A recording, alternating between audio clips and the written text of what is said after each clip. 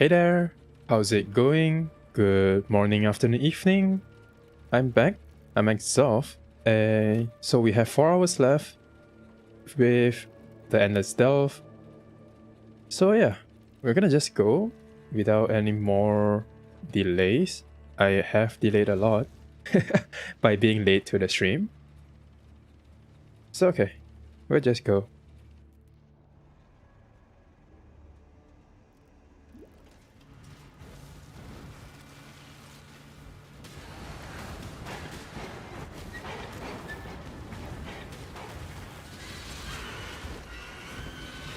So how's everyone doing today? This is like the second week of Christmas. Sorry, second week of December, right? Sorry, I didn't get my thoughts straight because I wanted to talk about Christmas. Yeah. Well, personally, I don't celebrate it. I just want to hear about what do you guys plan to do for Christmas. Actually, my family don't celebrate Christmas, so Christmas is just an additional holiday where we cannot go anywhere. Because during Christmas, there's a lot of people going on holiday, right? So ends up every tourist attraction, tourist destination would be packed. There'd be a lot of people. I think a few years back, actually many years back, my family made a mistake of planning a trip on the Christmas week, actually. I think we went on the 24th, so Boxing Day. Yeah, it was really bad.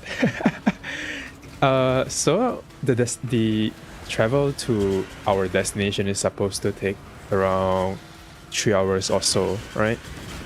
But due to the traffic, I think it took us 6 to 7 hours to reach. By the time we reach our destination, nobody has mood for anything anymore because it's just so tiring to just sit in traffic. So yeah, after that, right? So by the time we reached the destination, the plan was to reach around noon, right? But by the time we reach, it is almost evening, so there's not a lot of things we can do. So the next day we went to, well, the tourist spots after we checked in on the previous day. So it's on the 25th, and my god, it is packed with people. You couldn't go anywhere. Even if you went to tourist attractions, you couldn't see anything, you couldn't do anything. So it was a really bad idea. And we ended up staying in our room for the next 2 days. Because we just don't want to deal with the crowd anymore. So we just chill in our hotel for the next 2 days. So overall, it was a pretty bad experience, which made us decide that, okay, no more, at least no more trips to tourist destinations during the Christmas period. So now Christmas is just extra holiday where we just stay at home and chill. Or we could go to shopping malls, I guess. But those are just mainly solo activities. We just go ourselves. Everyone is old enough to, you know, go to the mall themselves. Malls are not especially packed during Christmas Day, actually. I mean, it's just as packed as every other weekend, I would say.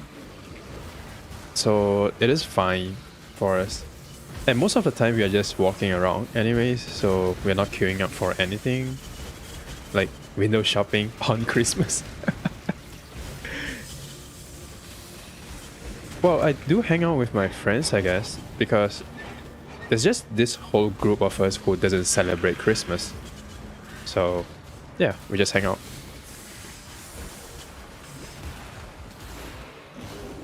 I think we are gonna have less of that now though, since everyone is starting to get a partner. So if they are not hanging out with family during Christmas, it's gonna be with their partners. So there's that. So yeah, I will probably just stream again during Christmas.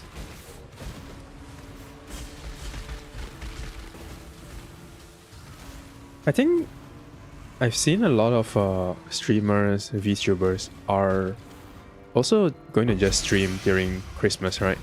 Because they know that is when they can actually get a lot of viewers. Because everyone is lonely and has nothing to do. And no, wait, their target markets are mainly just people who has nothing to do during Christmas, isn't it? Well, for one of the more popular Path of Exile streamer, Zizarin, yeah, he explicitly he just went and said that, yeah, I'm streaming during Christmas, so if you have no one to hang out with, you can come to chat. Well, for that guy, it's pretty much he's gonna stream anyways, right? He's just a very active streamer, and I don't know. I don't think he's going home for Christmas due to COVID as well. I think that's the case. I don't know. Did he stream the last Christmas? I forgot. I kind of forgot. But at least it feels like a nice gesture, I guess, for people to have someone to hang out with. Especially this year, right? There will be a lot of people who are stuck in overseas, not being able to go home because of the current situation. So I guess that's nice. If oh wow, this is actually good. If I can craft live. What a disappointment, man. I can't wait to play a game that has a crafting bench again. We'll do it tomorrow. Playing Gauntlet. Yeah, I'm gonna just try Champion and see how it goes. It's probably going to go really bad because of how hard it is to craft the bow.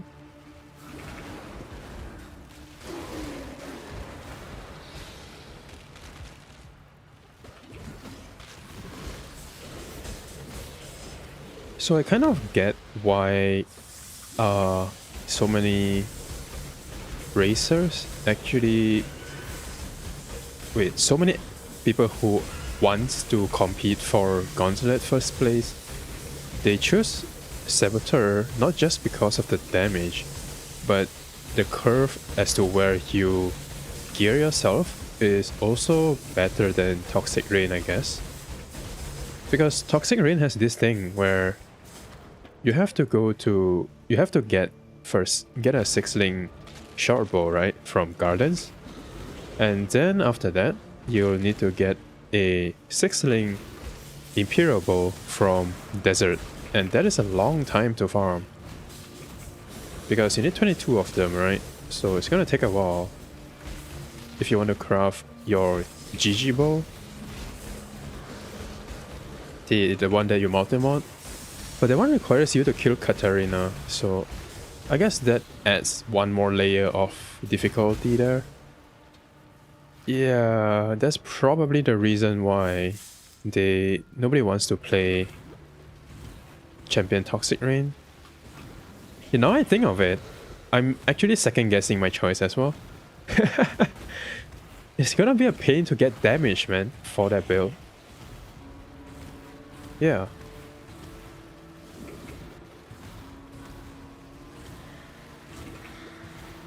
So from what I know with Saboteur is pretty much you farm foothills for your Fist Cluster Jewel, and then you have to farm Hayward, and also you probably have to camp Heist for quite a while to get Deer Stalkers and what was that called again?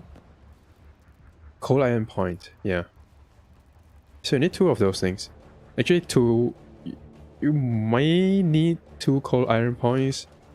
Maybe not, since you're using a shield anyways. Yeah, maybe not. Just use a shield.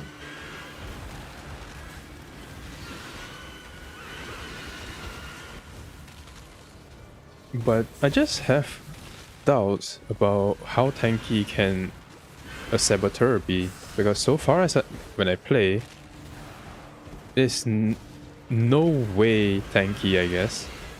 And due to the delayed damage, it just feels very dangerous to play.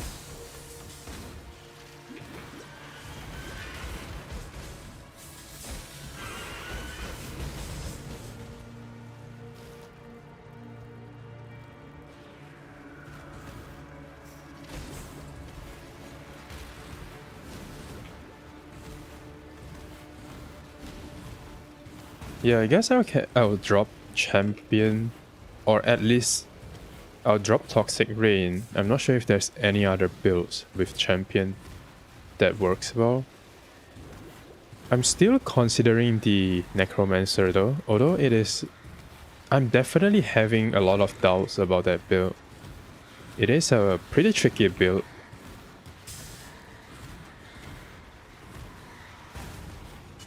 Well, I just have to get over the fact that I have to press 2 buttons and somehow adjust my playstyle to it. Not sure how much I can do about it though. Wait, what is the mod? Hexproof? Okay, that's fine.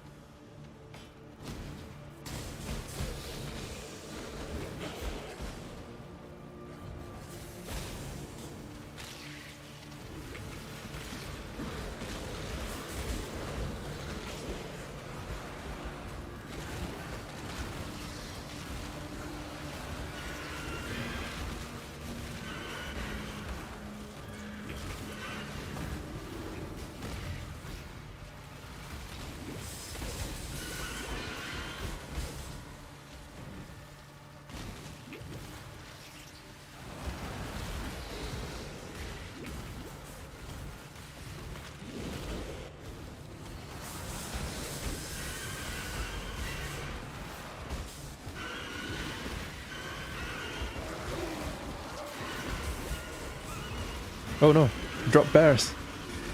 Okay, let's just be very careful here. It's a hexproof node, right? So, okay, might be a bit tricky because I won't have the extra damage from my curse. Okay, things are fine. I just cleared it. Wait, I actually performed quite well, isn't it? There's no like really shady, sketchy situations. It's just me running around. That's cool. That's cool.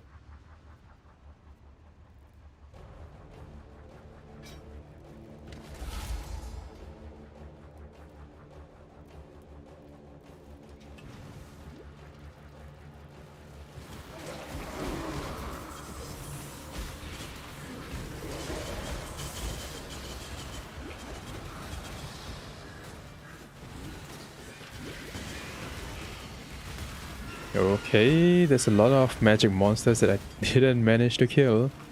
Right here.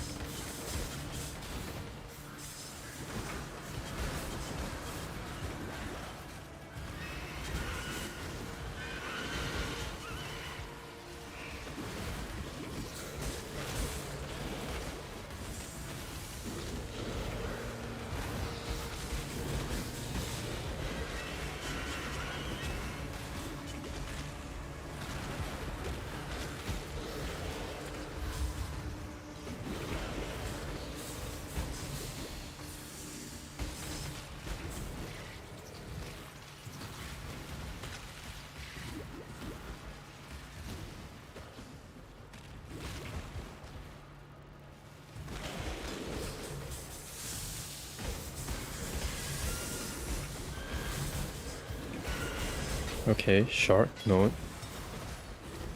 Nothing's going on. Oh yeah, there's actually something else that I'm thinking of. This one build that I've not seen, that I've thought of but never played. This one. Dominating Blow. Could that work in Gauntlet? Oh, I don't remember what items do I need for that, and I don't really remember the defensive capabilities anymore. Well, it probably suck in some bosses, right? As far as I remember, there's some places where you cannot generate your monsters at all. I mean, cannot generate your minions here.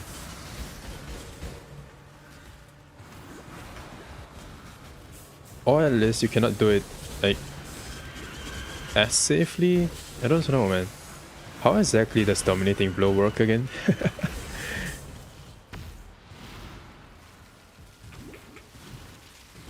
I've not played a proper minion build even once throughout my whole PoE times. When I was trying out builds to play for this league start, I did try out popcorn SRS for like 20 minutes. I took one of my characters in standard and then respected for popcorn SRS, and it was pretty painful, I would say. It feels like everyone is raving it, Zeus is raving it, and I feel like it's trash. I just had a very bad time with it, so I just dropped it and never looked back. I had a friend who no longer plays PoE, but we kind of started around the same time. He played a lot of summoners because generally summoners, well, I'm not sure now, but back then summoners are like the strongest build you can have for generic gameplay, right?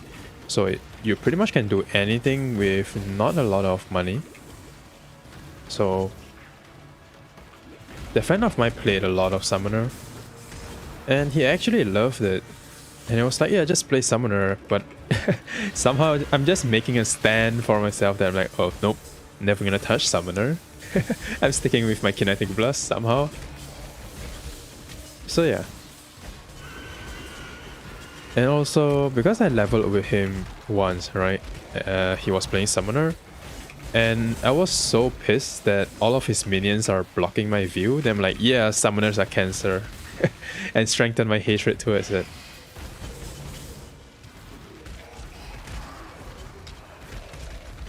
Like, your party members' minions actually block your way. You couldn't phase through them unless you have phasing. So it feels like it sucks to play with a summoner. Because all of their specters and minions would just clutter up around the monster, right? And you kind of couldn't see where the monster is, especially if you're playing a projectile build where you need like a bit of accuracy of where you are aiming, right? So that became a problem for me.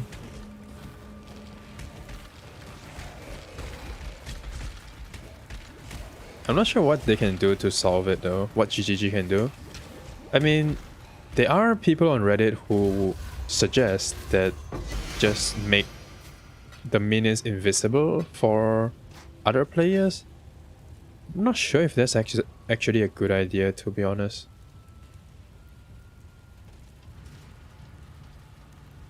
Oh wow, the monsters are gonna be tanky.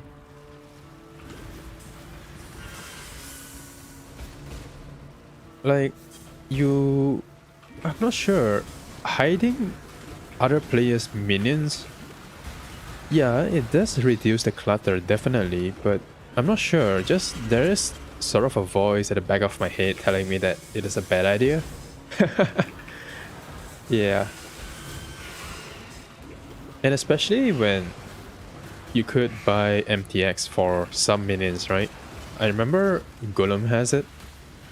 So being able to turn off other people's minions feels kind of counterintuitive marketing wise, because you kind of want others to see the player's MTX, correct? So allowing the players to turn it off, suddenly you couldn't show off your minion MTX. It's the same case as a request to turn off other people's MTX, right? Yeah, some people dress up like the sun and so bright and causes lag for some really crappy PCs.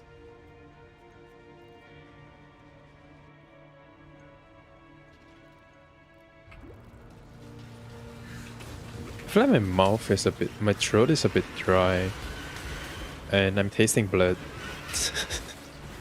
I need to get some water. I forgot to refill my water bottle before I start stream.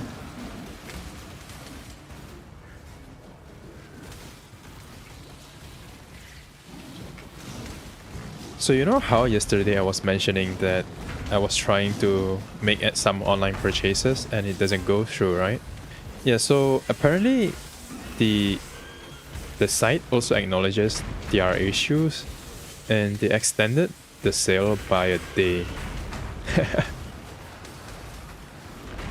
So that was good.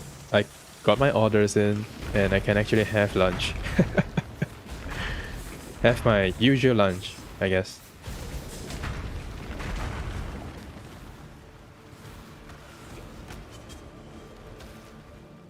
Because due to the current situation, I didn't really get to be very active, right?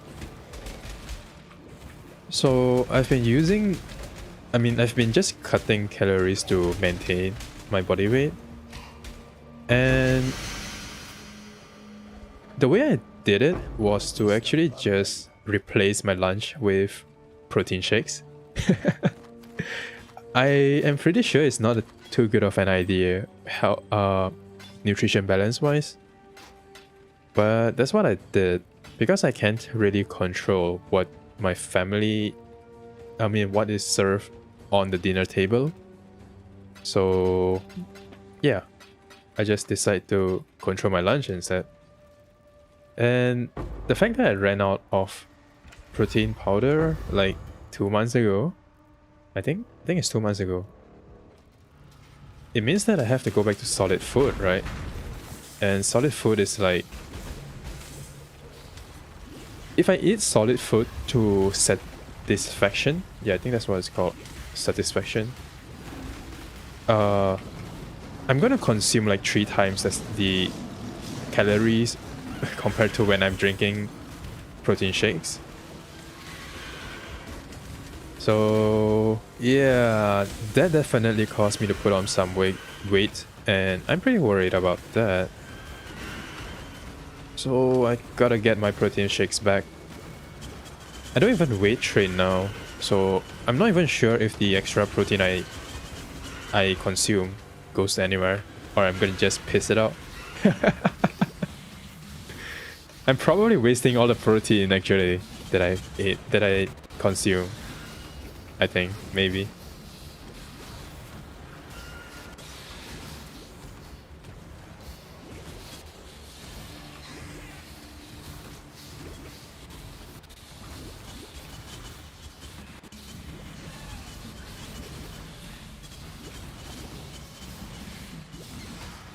So I think during the lockdown period, during the lockdown period for the past year, I think plus 2 years, right?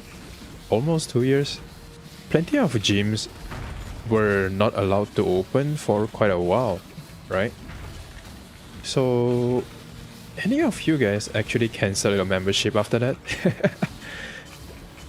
I know I did, because I ended up buying a treadmill instead.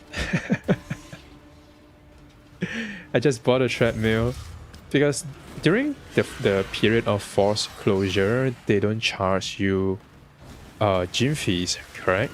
So I think for almost a year I didn't pay gym fees, and with all the money saved with all the money I've not spent on gym, I can actually afford to buy a treadmill. So I did. So I bought it.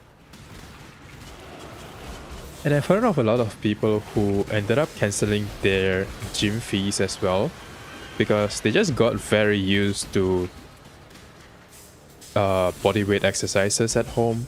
So they realized that they could maintain or gain muscle mass by just, training at home with bodyweight exercises.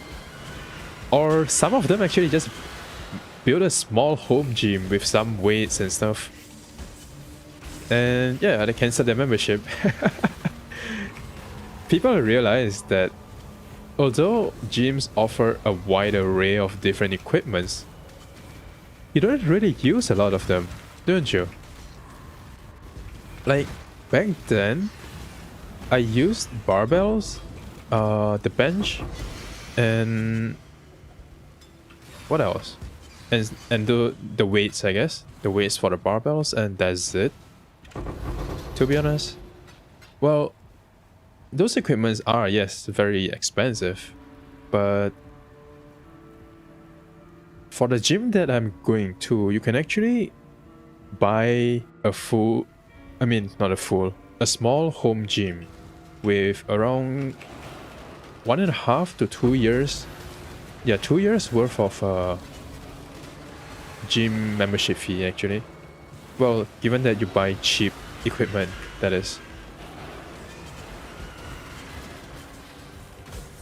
So it costs around 150 bucks, I think, per month, if I didn't remember it wrongly. And a basic treadmill costs like 900, I think. I think the one I bought is 1,200. Yeah, somewhere there. And you can buy a pull-up rack for, well, I'm not talking about the ones that you hang on a door frame. It's just something that has better quality. You can get one for like 300 bucks, I think. 300 to 400 bucks. And it's considered the more expensive kind, right? 300 to 400. And to be honest, that's kind of all you need, isn't it? Treadmill for cardio. And if you want to train your muscle groups, you can mainly do it with the floor. And the pull-up rack is just for your back muscles, and that's it, isn't it? That's kind of enough for casual weight training. I mean, sure, if you want to have like bodybuilder really big muscle groups, then yeah, maybe you need the weights. Or if you are very weak and couldn't handle your own body weight, then yeah, maybe you need small dumbbells or barbells. But I think for a regular person, you can actually make do with body weight. Probably. It's not an advice, it's just how I feel. And how people I spoke to feel as well. Well, of course, gyms come with the benefit of the, well, quote-unquote environment, right?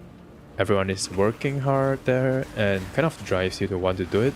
And at the same time, because you paid for the membership, so that becomes a drive that, oh no, I paid 150 bucks this month, I definitely have to get my money's worth out of it, right? So that becomes a motivating factor when you think of you're wasting your money. And that drives you to do something with it, with the membership, which means going to the gym. Whether you do anything there is another thing, I guess. But the act of going to the gym is the first step, I guess. That's where most people fail, right?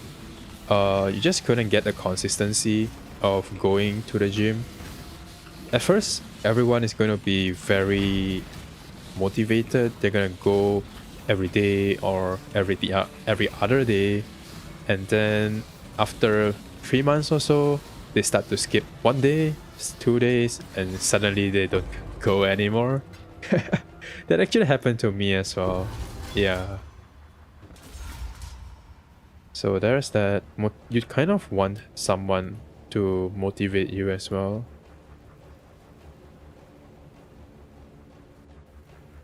And also having a clear goal is pretty good too.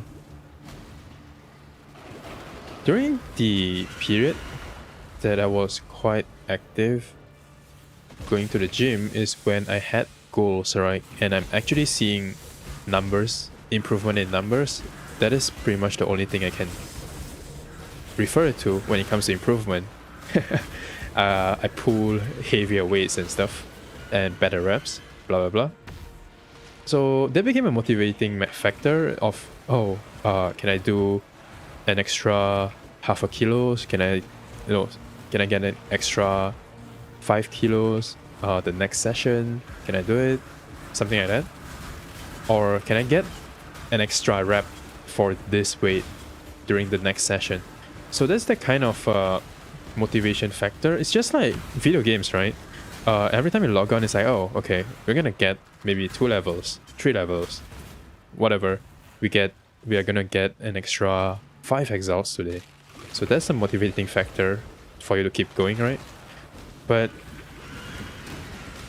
it is weight training after all. Everyone hits a plateau. So I think I hit a plateau as well. I'm not exactly sure because I'm not a professional. I don't know exactly if I did something wrong or whatever. So I got stuck at one point and it started to become very demotivating going home every session and realize that, the numbers did not increase. And yeah, it kind of kills your motivation a bit. And also, having a good plan can be nice, I guess. So I picked up a plan from Reddit actually to follow, and it worked pretty well until one point when I think I'm doing what was that called again? An overhead press? Yeah. And I realized that my core strength kinda cannot keep up with the weight that I'm trying to use. And every time I try to press, I just ended up wobbling forwards and backwards, and it feels really dangerous. So I kind of have to change up my plan, right? And that's when the motivation thing comes in, because I don't know what to do, and I'm not sure what I'm not doing right, and stuff like that. And it's like I have to take a break from overhead press to work on my core, right? But then if that's the case, I'm not working on overhead press, I'm not getting more numbers on that. And I don't really have anyone to get advice from. So yeah.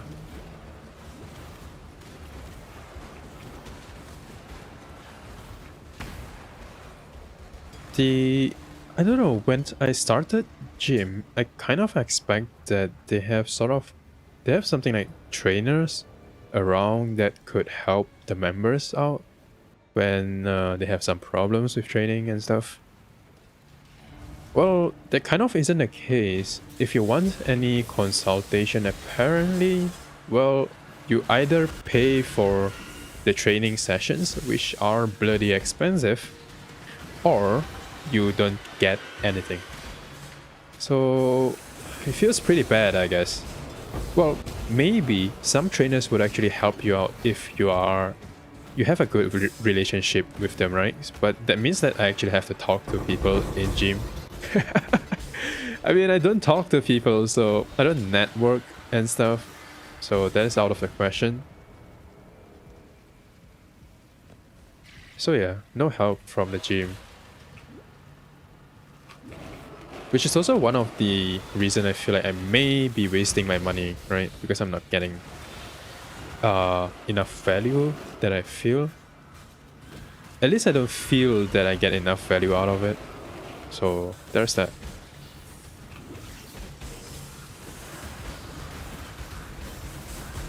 So right now it's just I don't do weight training anymore, right?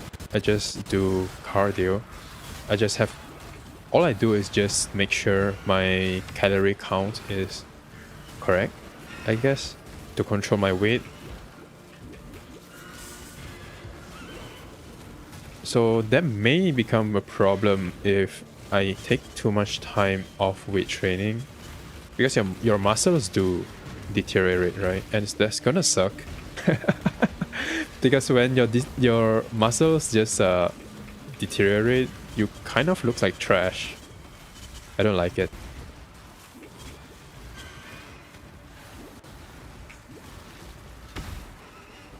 So there is that. I'm not sure what to do. I have some time during the end of December though, so I guess I'll pay a bit of attention on that, do some research, do some more research.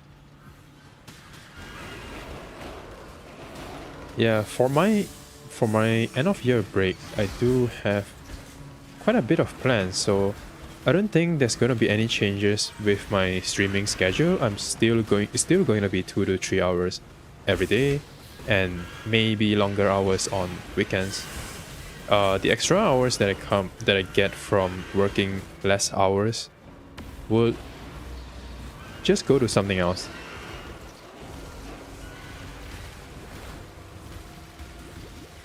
Or yeah, I would also have to spend some time to figure out what to do with this whole VTubing thing, because I couldn't just stream, right?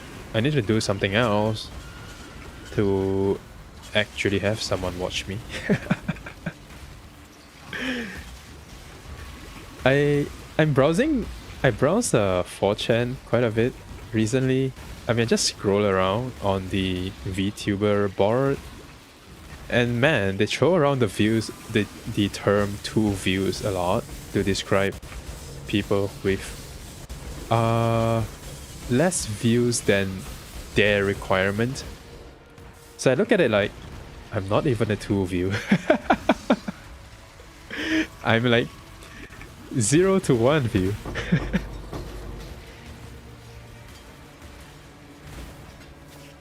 Man, 4chan is kind of wild, man. Like, the current social media, people have to an extent some tact when talking, right? There's no such thing in 4chan. Holy crap. Everyone is getting insulted, everyone is taking insults, everyone is throwing insults. I don't know, it just feels very wild, I guess. But when browsing, I guess you do have to make sure you don't let things get to you. I mean, for Chinese, we have this saying that says, you lose if you are serious, right? So you could browse it, you'll see a lot of insults thrown towards people like you, be it your nationality, race, beliefs, whatever, right? So I guess the idea is to just not take anyone seriously. Everything is just mainly entertainment. There are times where someone says something actually useful, then yeah, take those.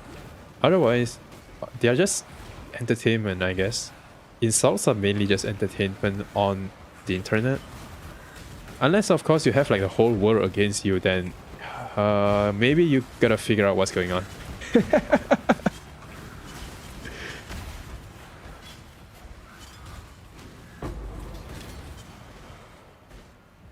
I mean, it's quite clear on the VTuber board, every VTubers that doesn't get mentioned are pretty much VTubers that people don't have a beef to pick with, or don't have something to call out on, something to insult on.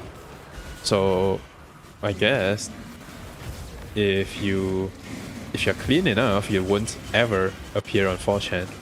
Well, you would sometimes because they still have appreciation threads, but heck, the drama or the threads that they pile on someone are the most entertaining one. Well, unless if you are the topic of the thread, I guess, then it will feel pretty bad.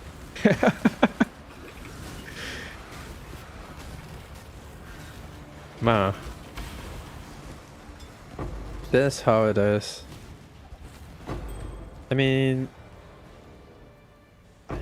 actually, the whole reason why I've ever touched 4chan is because I'm trying to look for information that people on Reddit and Twitter doesn't seem to want to touch, right? Because of the whole VTuber environment where everyone is trying to be positive, although there's always a weekly drama. Anyways, everyone tries to be positive, so a lot of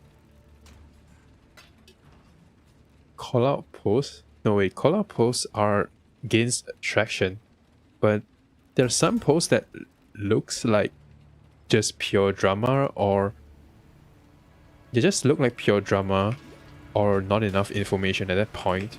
We just get shut down, right?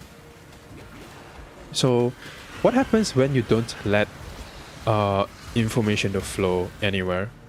Well, people would just look for information in much sketchier places where there are more misinformation that is going to be added within a narrative. But the people has nowhere else to go if they want information, because you have silenced every other platform. So that's pretty much why I went to 4chan, right? To just read up on stuff. And I was entertained, so I stayed. Heck, man. I mean, I don't comment on drama, but I won't deny that I'm very entertained by drama. It's like, oh, this guy did that, this person did this and that, oh, this guy is such a mean person, blah, blah, blah. Sure, I mean, there are definitely times where one of the parties went really overboard, but I feel like a lot of dramas are mainly just regular discourse among human beings. Sure, the dramas are mainly around people treating people badly, but sorry man, that's kind of how humans act. Well, every living thing in the world pretty much prioritizes their own survival, right? And it can evolve into something, a more toxic mindset, because of how someone interprets survival can be different from person to person, and some people might be too obsessed with their definition of survival, because for some people survival means being in the limelight, right? So they will do anything to make sure their conditions of survival is met, and well, people get hurt, I guess. But like it or not, this is pretty common in the normal world. Even in, I shouldn't say even, but because that's where it's the most common, workplace. In workplace where people are going to spend 20, 30 years of their lives, that's when you're gonna have a lot of discourse happening, because everyone wants to earn more money. Everyone thinks that they deserve better. Everyone thinks that they deserve to have a higher position, to have more power over whatever they are doing. And nobody wants to be controlled. Everybody wants to be the one who controls. So to reach that level of power, oh, number of specters? Unfortunately, I couldn't use it. So to reach that point, you do have to step over people's bodies, I feel. It's kind of unfortunate. And there are times where you don't mean to. You really didn't mean to. You try to go for the best approach you can think of. Unfortunately, you don't know everyone, right? You don't know what is the threshold for someone, and you don't know how bad is bad for everyone, I would say. Because stepping over some toes is inevitable, and most of the time we'll just suck it up. So let's say like you are competing for a promotion, right? And sometimes you how do I phrase this without being how do I phrase this? Maybe I should have started this. Okay, oh, this is a drop bearer? Oh no, it's a devourer. So like, Okay, so basically you're competing with someone for a promotion and both of you are sort of equally good. And there's only one space, right? There's only one position. So it's going to end up as a popularity contest on who's more popular among the higher ups. This is not something they can avoid. It is what it is, right? It is what it is. So you're gonna compete with the other person, and one of you is gonna fail. Definitely, one of you is gonna fail. Then you don't know how the other person is gonna feel after the fact. Maybe they will end up thinking that you did something unfair, and maybe you actually did something that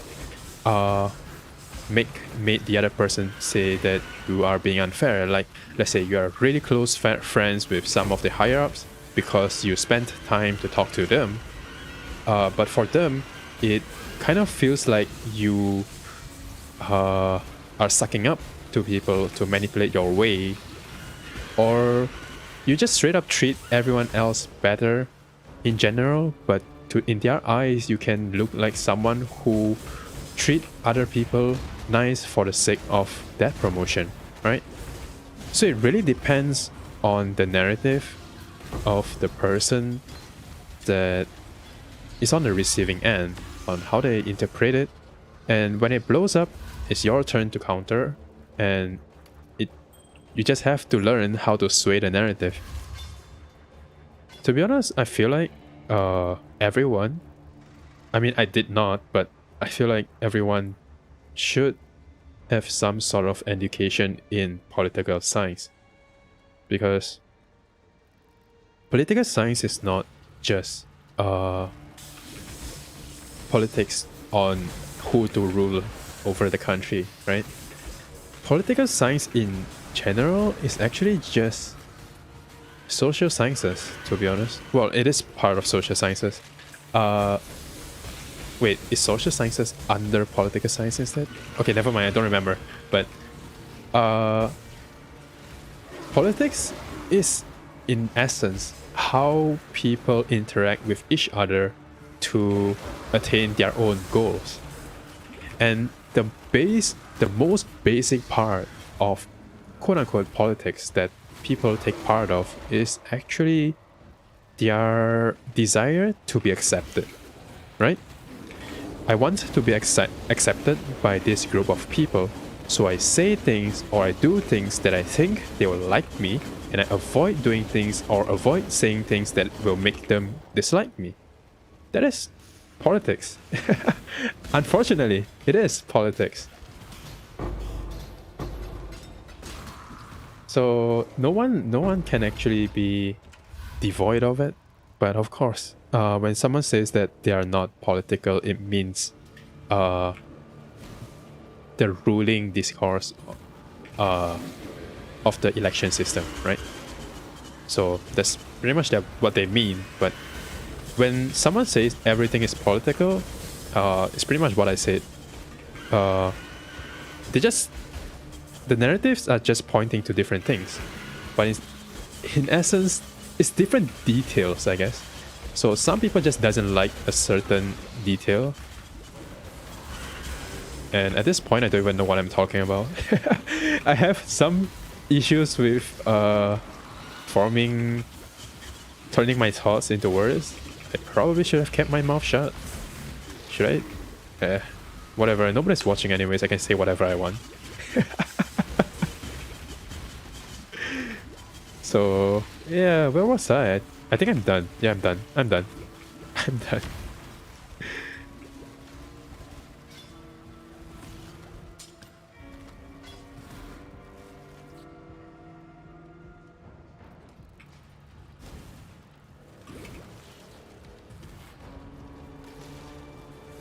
Wait, actually, I'm not done.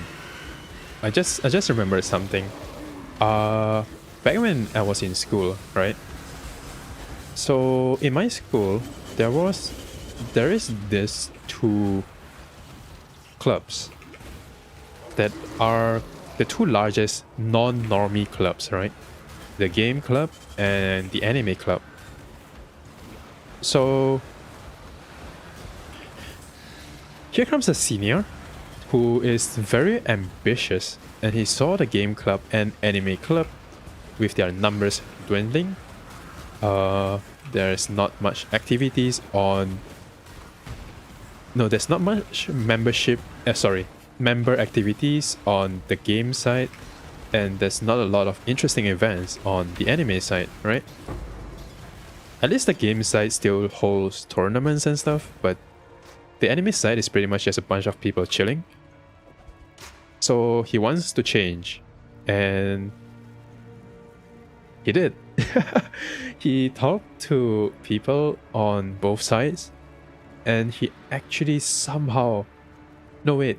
He started by taking over the game club, because the game club at that time is under a pretty unpopular leader, president.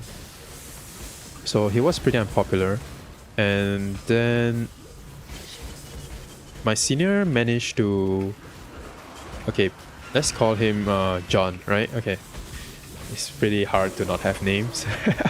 John decided that, okay, since everyone dislike this current president of the game club, he started pulling in support from others. But he didn't exactly like take over the club immediately, because by the time he decides to, by the time John decides that he wants to be a president, the current president is on his final year, so he's going to be gone anyways. The idea is to actually stop the current president from putting in a puppet. Yeah, we're talking about puppets, like what the hell. So he wants to do that, so he started talking to people about it, about him wanting to be the president of the game club. And I will say John is a very charismatic person. And first impression at least, he has his way around words. Unlike me, I don't know how to talk. But he's just very good at swaying you when he talks, when he pitches an idea. He'll just make it sound like it is very exciting, very cool, and a very good idea. Although you at that time wasn't sure if it's a good idea, you just feel like it is. That's how good it is. Anyways, yeah, he should go to sales or something.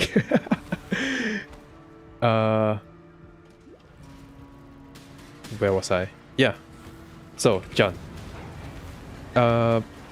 During the final day, where we had an annual general meeting, sort of, about it, that's when the past president will pass on the power to the next president and some sort of that. So at that time, the game club's presidents weren't voted in. They are actually selected by the advisor, the teacher advisor. But the teacher advisor would also take into account of popular opinion of the person. The current president would nominate people. So the problem here is the president managed to make him unpopular among the teacher advisor. So he shot himself in the foot right then and there. And he decided that he wants to hold a democratic vote and ask people to nominate people, candidates. But the teacher pretty much vetoed that decision, and he was like, nope, I'm putting John in. And John became president just like that. And yeah, after becoming president, John got to work. He talked to the anime club's president, and was like, hey, you know what? Let's merge our clubs. Bold decision, I would say. Let's merge our clubs and both of us would be presidents. I have no idea how that worked, but somehow all of us thought it was a good idea back then. Somehow. That's what I say, right? Because he is able to talk so much that you cannot find words to refute him, you just ended up thinking that whatever he said is a good idea, or whatever he said is right. So somehow that happened. And then we have 2 presidents. And each club has a vice president. And I am the game club's vice president. And yeah, he started doing a lot of events and stuff with both games and anime in. But here's the problem, right?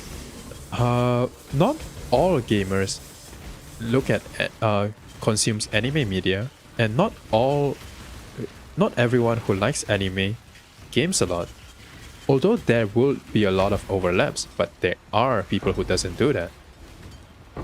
And due to John's overwhelming speech check, he's just so good at talking.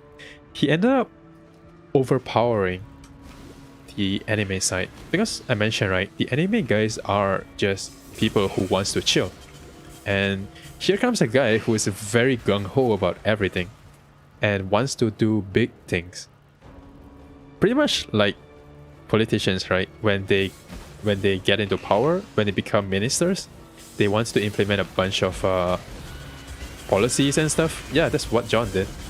So he pushed a lot of events and stuff. He pushed the people. How should I call this? We sort of have managers for different things in a club, right? So because games is huge and there are so many different groups playing different games, so we have something like a tabletop club manager. We have, sorry, not club, section. So a bunch of section managers. So he started pushing these section managers to do things, host events, host activities, blah blah blah. It sounds like a good idea, isn't it? It's pretty much like how Vtubers are pushed to do a lot of different things to actually pull in members. And I would say we definitely pulled in quite a bit of members because of the events. But this is quite overwhelming for the anime guys, because people just want to chill, and you come in and give them a lot of orders and then pretty much overpowering their president. And now their president is pushed to a position where he's pretty much a vice. So that won't do. That won't do. Of course. And then he started stepping on toes. This goes back to whatever I was talking previously, right? He stepped on some toes, and I could understand that. No, because he's coming in hot, he'll definitely offend someone. The thing is, right, people are already unhappy and they'll just take any opportunity to blow up at you, correct? Then how should I say this? I started hearing of a lot of complaints because I'm quite decent. I'm friends with a lot of the anime sites as well. So they start to come to me with complaints about, oh, this guy did that, he's being very controlling, he's being manipulative, which I now agree. And we need to do something about this. Alright, sure. I'll talk to this guy. I'll talk to John. So I did. And I couldn't, because he's just so good at talking back that suddenly all the points that I wanted to make against him are made invalid during the conversation, because I just couldn't spot logical fallacies as fast as let's say someone in debate. I just couldn't do it, and I just fell for the fallacies. And I'll say, okay, it sounds like this guy wants to change, then we'll wait. Then months go by, nothing happened. I still have complaints. And then I think John was is president for 1 year. I think that's only 1 year, and things starts getting hot. We hosted a large event with a lot of outsiders, I will say. It's not just the school thing anymore. It includes external parties, actual companies, and a lot of different small creators.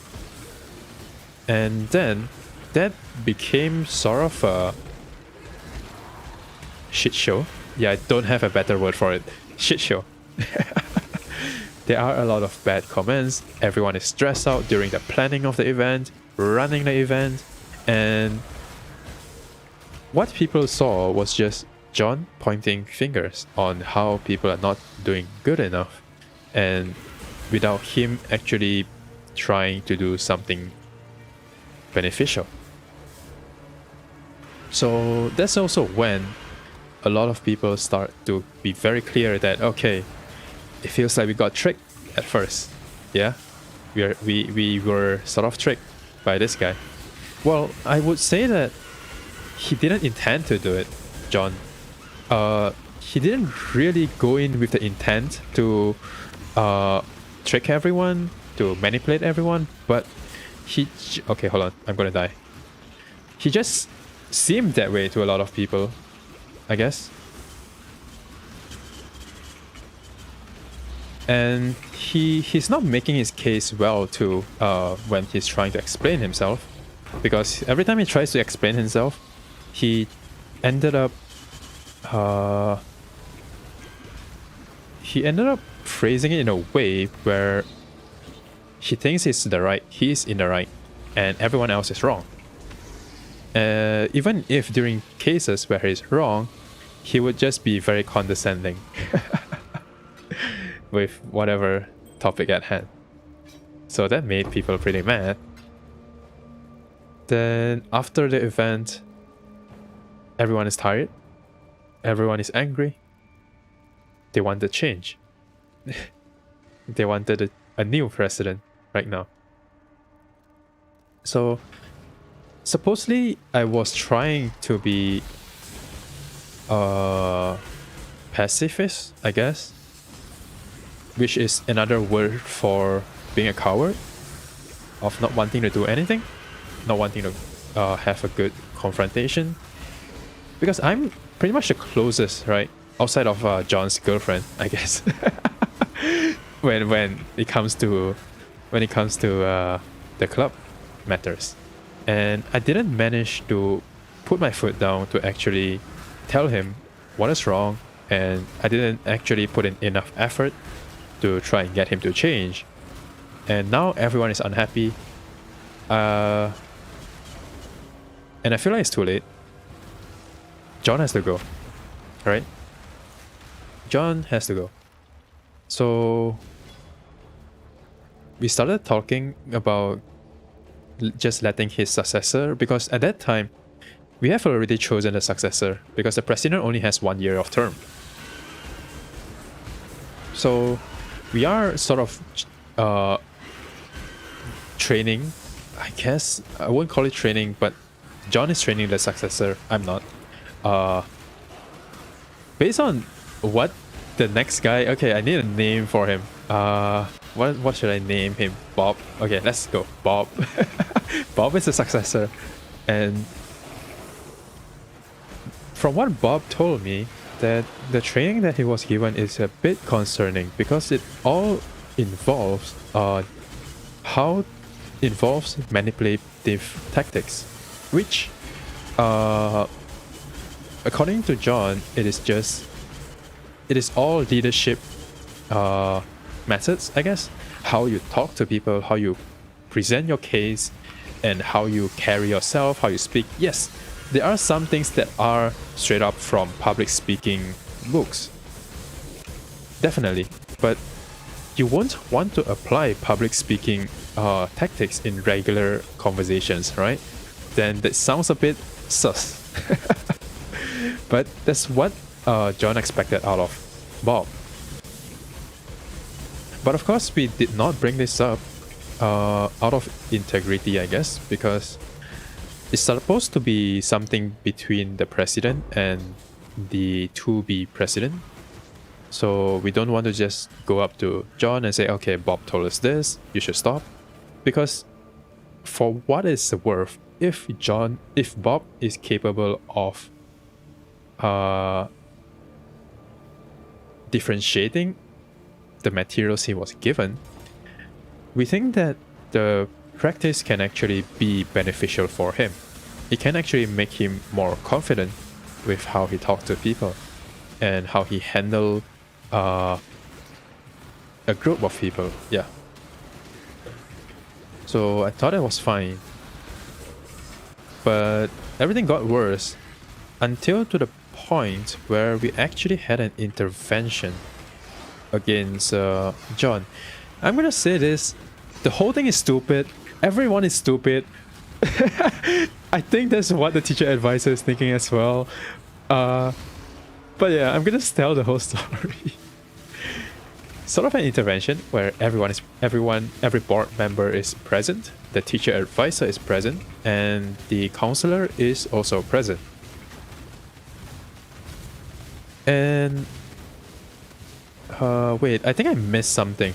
Oh right, shit, I went too far. I missed something. I missed one detail. So everyone thought that this Bob is going to be the successor, right? Suddenly, I think John is also trying to train Bob as his puppet. That's the thing. He became what he swore to destroy. I would say. Anyways, that's edgy as hell, but he wanted to make Bob in sort of his puppet by brainwashing him into his way of thinking. So he realized that Bob is slipping from his fingers, and then I received news that he wanted to make a freshman the president. And I didn't hear it from him, you see. I'm the vice president. I didn't hear it from him. I hear it from someone else. I hear it from Bob. And I have no idea why, but I guess I felt super disrespected at that time, and I just blew up in my friend's place because we were hanging out playing Tekken at the time, and he mentioned it. I blew up, and I was pretty mad. So now I am on the hate train as well. I am also on the hate train. So everyone was angry, and here comes the intervention. It's not much of an intervention. It's more like a sudden meeting with all of the board members. So it's something like the AGM got brought forward. Well, no, because the members aren't involved. It's just a board. And there we started pointing out what problems we have with John, blah blah blah. And yeah, I got pretty heated as well because I don't have my way of words, right? And I feel like anything I say to John was deflected back to me. And make me seem like the bad guy, right? So let's say I say something like, when someone is trying to do their thing, it is their expertise, and you should give them space to, do their own thing without sticking your nose in. And somehow his reply was, so you're telling me to F off? To me, that's totally not what I'm thinking. Maybe that's what he heard. Maybe. And I just blew up on him. I just got very mad, and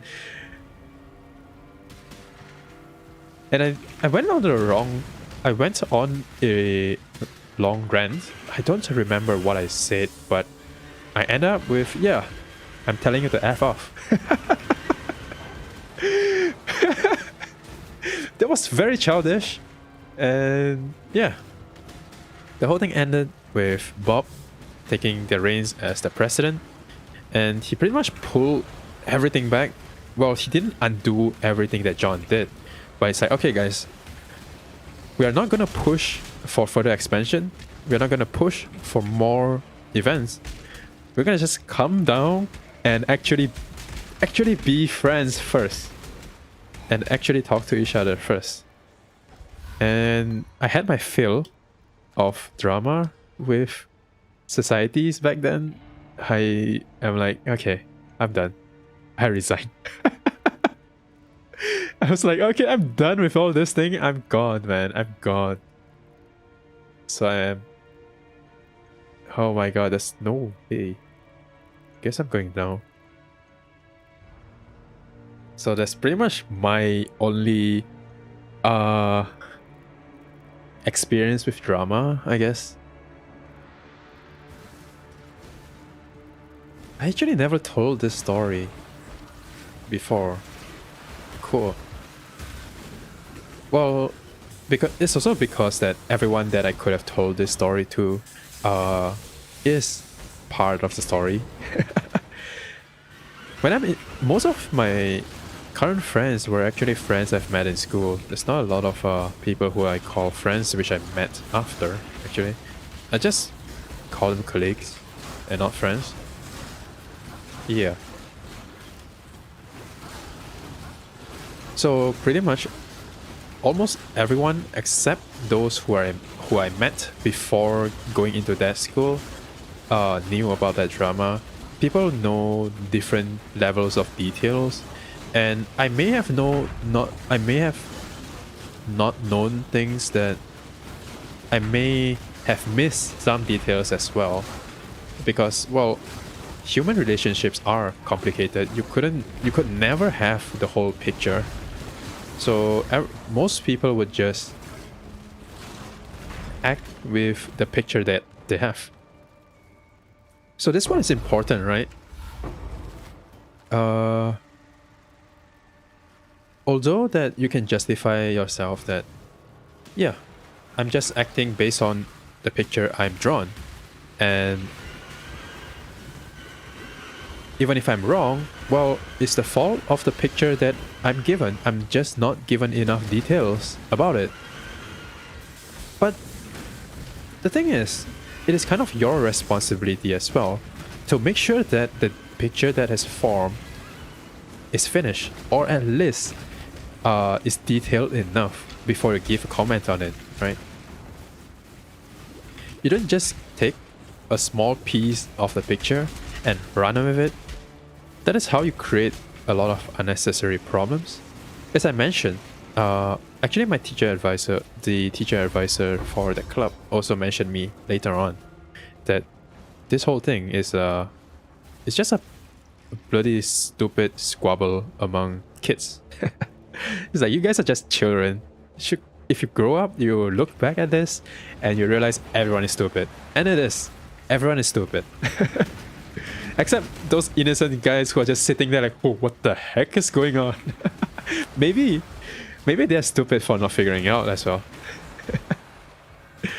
But yeah, school dramas are especially dumb, actually. It started with misunderstanding, and no one is capable of communicating it properly.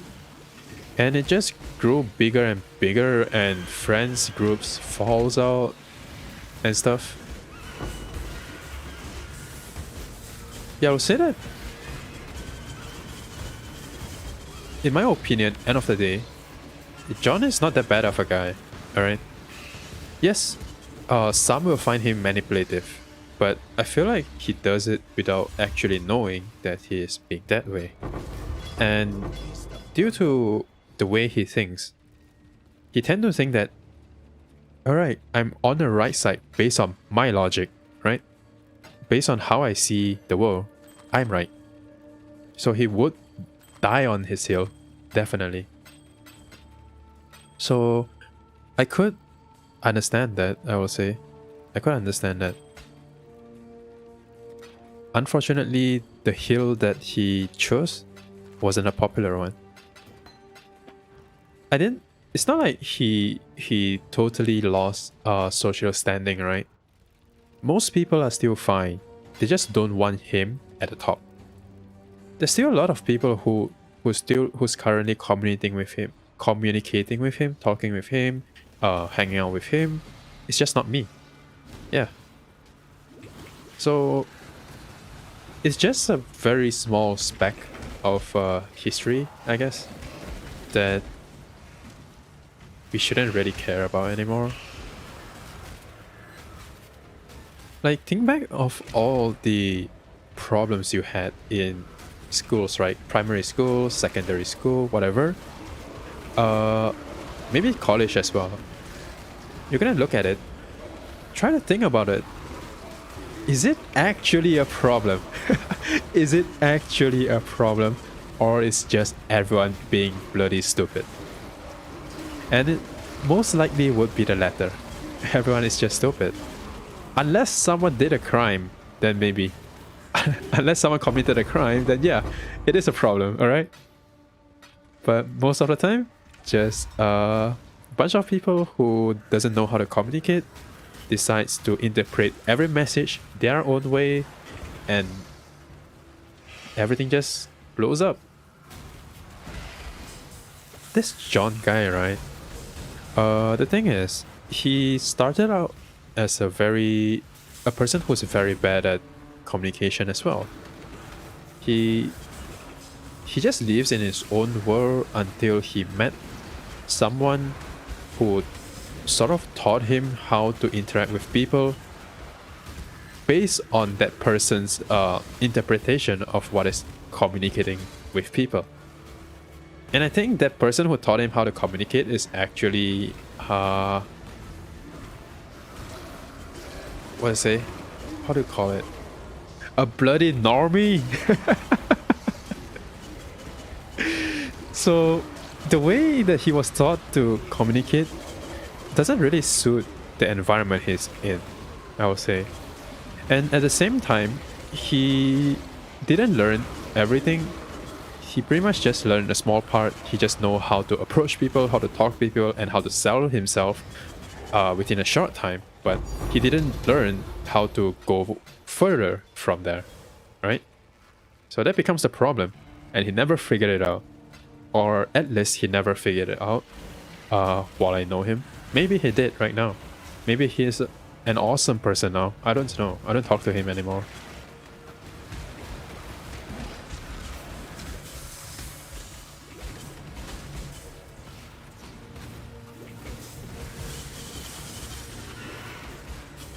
But actually, while hanging out with him, I actually learned a lot.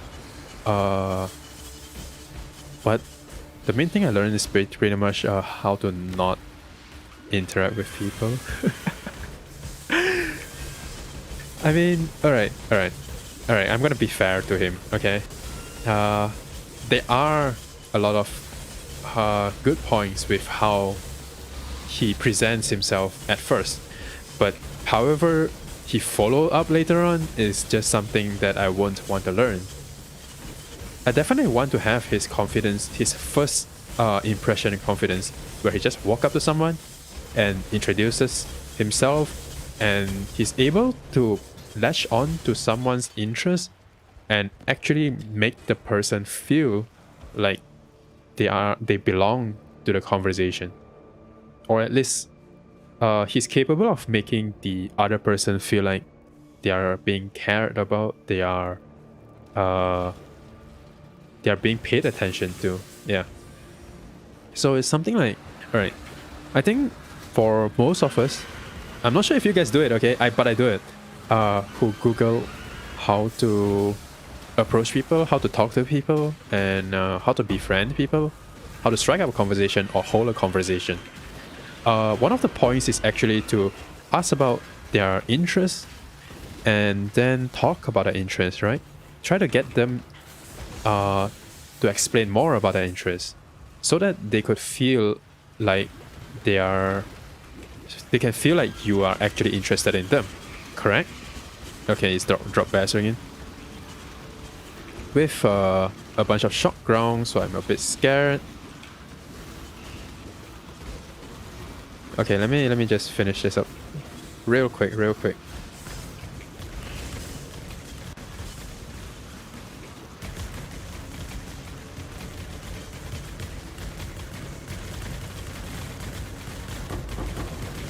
All right. So, right, yeah. But the problem with this advice of talking about the person's interest or whatever the person is doing is, if you have absolutely no idea what the heck the person is talking about. So let's say you go to a normie and let's say you are a normie and then you approach someone and they say that, oh yeah, I'm into this thing called Vtubers recently. I'm into this thing called this game called Path of Exile recently. And you are the normie, you have no idea what this guy is talking about. So where do you go from there, right? You could ask them about, can you tell me more about this Path of Exile thing, let's say. And suddenly the person is gonna overwhelm you with information about the game, and maybe you are such a normie that you don't have any idea what are the terms that he's talking about. You don't know what is ARPG, you don't know what is yeah, this is kind of stretching it, but you get the idea, right? You have no idea what a person is talking about their interests, but you kind of still want to try to talk to them. Where do you go from there? That is pretty much my problem, right? I don't know how to continue the conversation after the start. But John is able to do that. You could talk to him about something he has no freaking idea about. He could hold a conversation about it. He could make you explain everything about that topic. And he'll make you feel good about explaining about it. So, yeah. That's an amazing skill, I would say. And end of the day, right? He might actually not remember everything that you said to him, but he would be able to remember enough details where the next time he comes to talk to you, he has a conversation starter. He can say, oh yeah, the other day you talked about this, and I looked up a little bit of that. Well, if he actually cares about you, he will actually look it up, or he will just tell you, oh, I was wondering about this thing you're talking about, and there's this thing that I'm not clear about, and conversation start. Then that's where he'll try to shift you towards a topic where he understands, or even topics where he has authority to talk about, as in he knows more than you. So yeah, and then he starts sharing the stuff he knows and makes you feel impressed. Then it kind of makes you feel like he is an amazing person, and then you start to hang out more with him. Yeah. So that's pretty much how the amazing part of his networking skills. It's definitely something I want to pick up, but the thing is, when he talked about the way he practiced all this, where he learned this, were not something that I'm too comfortable with. So what he did was he will go to, let's say, cafes, or he'll go to bars, and he see a group of people. You just go in, hi, I am this and that, and he just start talking. Like, who does that? Who does that? All right, there's some normie thing right there, man. Like,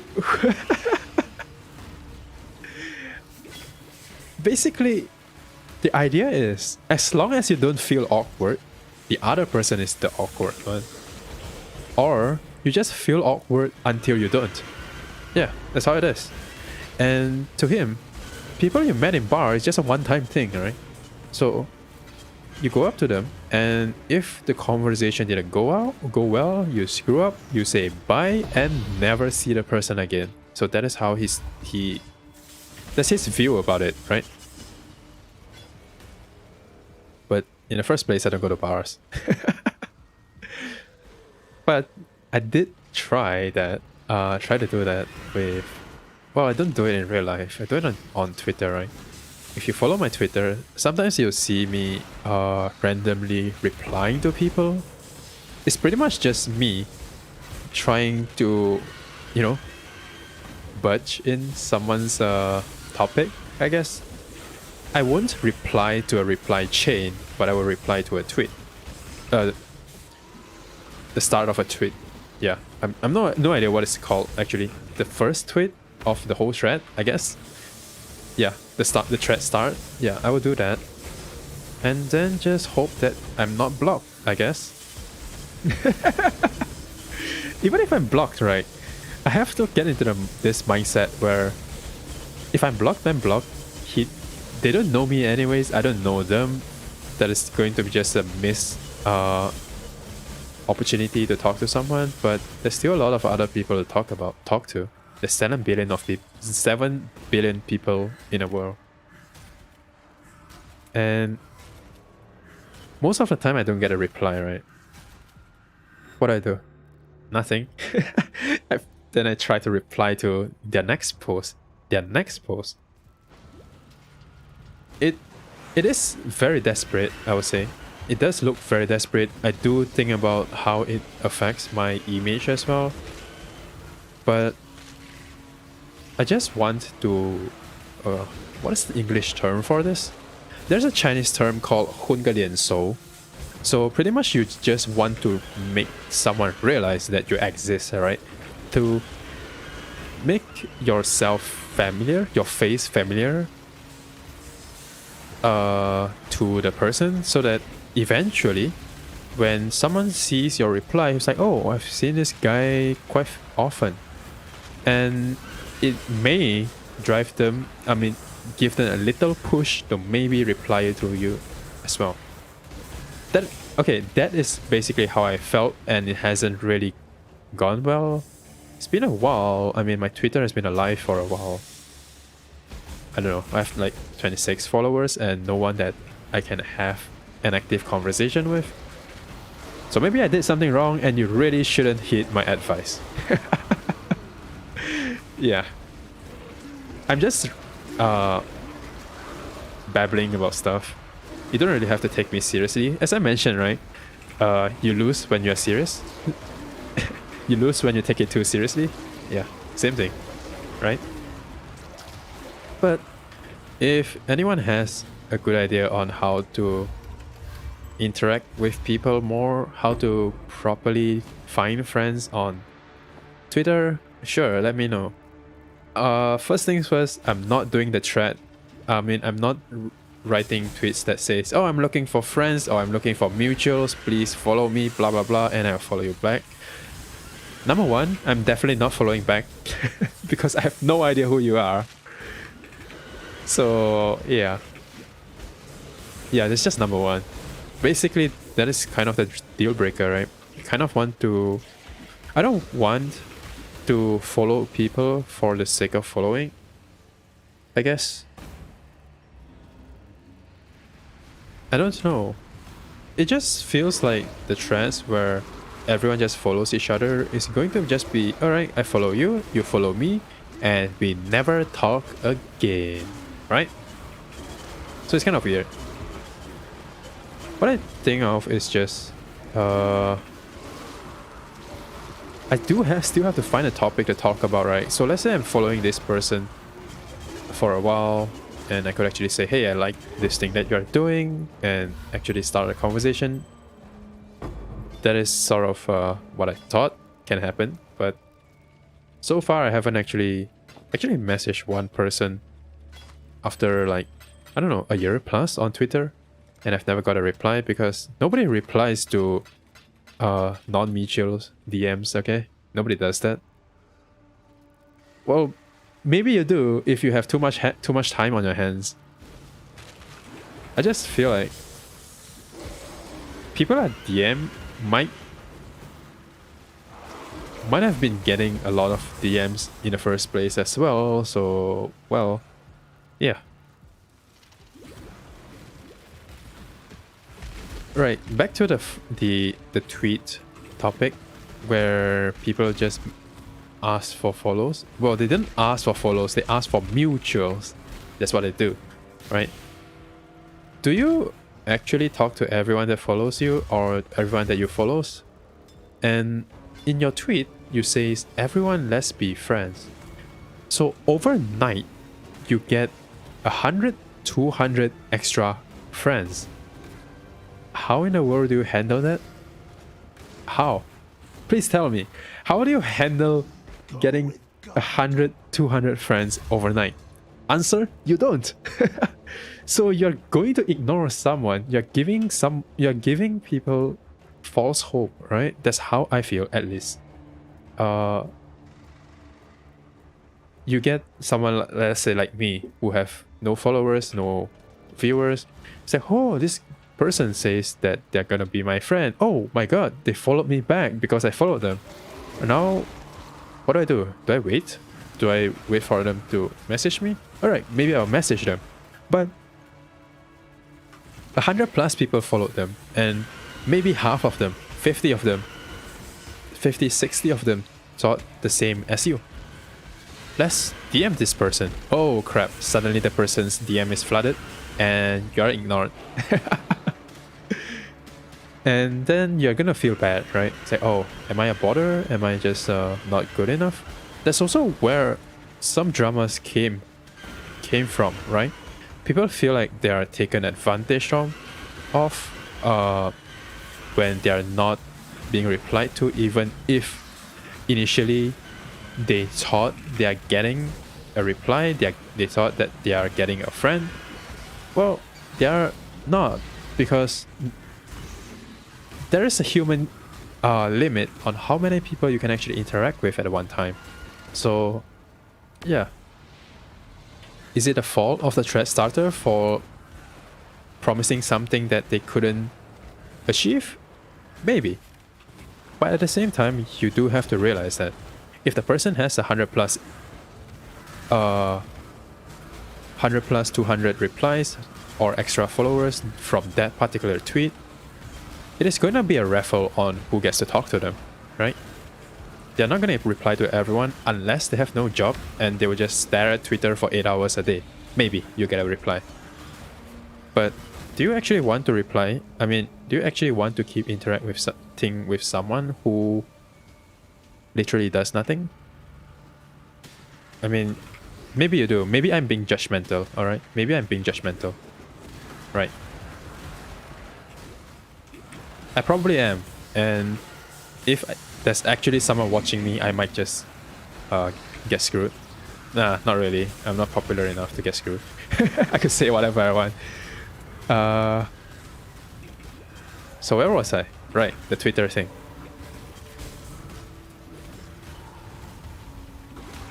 So I kind of lost my train of thought right there.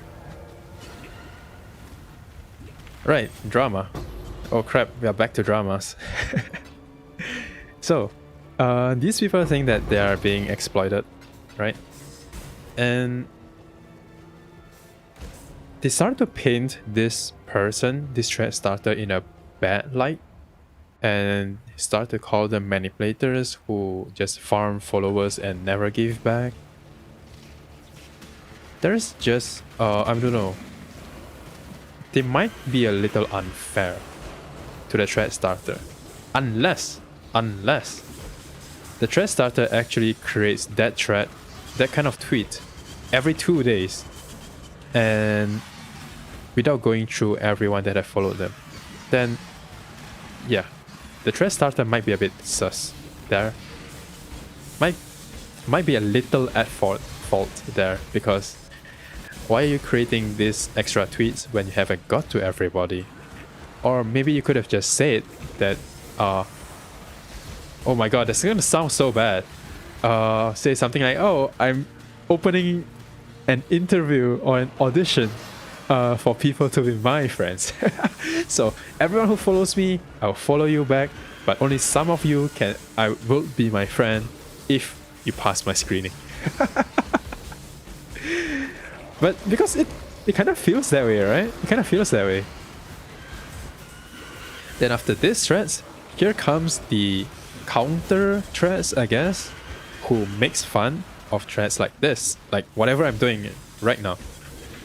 They will put parodies of these tweets, which gain the similar amount of traction, I would say, as the tweets that they are parodying. So it is, to me, also just another attention-seeking tactic, I guess. I mean, it's kind of funny the first time someone does it. It's no longer funny if you are the 10th person during the week to do the same tweet, okay? Especially when you belong to the same community where everyone sees each other's tweet. But yeah, that happens as well. So yeah, that's pretty much why I don't do it, I guess. Speaking of not replying, this one I replied to that tweet before, where someone complained about people that they know who seem to become cold to them after getting bigger. I'm not sure how big is bigger. 10,000, 100,000, is that bigger? I don't know. Anyways, they say that, oh, these guys are being cold to me right now. What's up with big VTubers, YouTubers, content creators doing this kind of things to people? Like, why are they so ungrateful? Why do they get egos? Why are their egos so huge after they get huge? Well, from what I can say, it's kind of like the Kamiya situation, right? If you know Hideki Kamiya, the creator of... No, wait. Yeah, creator of... Wait, what did he create again? Bayonetta? Wait, was it? He's the one that handles Platinum games, right? I forgot, sorry. One of the popular Japanese game developer. He tend to block people for asking the same questions that he has answered before immediately without much explanation. He just say block, and people were unhappy with him. Like, I'm just asking an innocent question. Why are you blocking me? Well, I think I saw his tweet before with a visual about it. So to you, you're just one innocent person asking a question. But in his eyes, that day, there's 20 people who's asking the same bloody question. So to him, it is a bother. He couldn't get to everyone. He only have 24 hours a day, just like you. Same goes to VTubers who got big, right? Let's say they have 10,000 followers, alright? Let's not give too huge of a number. 10k followers, and maybe 1% of their follower decides to DM them every day. So how much is 1%? 100, right? 100 of them decides to DM them, and you know, 100 is a lot. But anyways, they couldn't get to everyone. They have 24 hours, alright? So let's say that a message, a well thought out message, is going to take them 5 minutes to write, 3 minutes to write, whatever, an amount of time to write, alright? Back then, when he has 100 followers, so one person DMs them per day, they could take their own sweet time and type some good responses to them, no problem, right? But now, you multiply the number by 100. Can they still spend the same amount of time replying to people if they want the same quality of the replies? No, they couldn't. They have to choose who to actually reply to, right? So that's the unfortunate part comes in. they have to check out, I mean, they have to prioritize people based on the people they work with and people with better reach and better chances of them working with. So if you are still a nobody back then, I mean right now, while they grew really huge, personally I think you couldn't really fault them for not, you know, putting their heart and soul in their replies. They try their best to reply to everyone, but that also means they have to cut their text count down, and everything will sound harsh and cold when you only reply with three words, or even just one word, yes or no, something like that, or just, oh, I'm fine. That's it, right? You don't get a lot of details anymore. Everyone only has 24 hours. So I'm not saying that there are no egomaniacs around who doesn't want to talk to you just solely by the fact that you have no followers, right?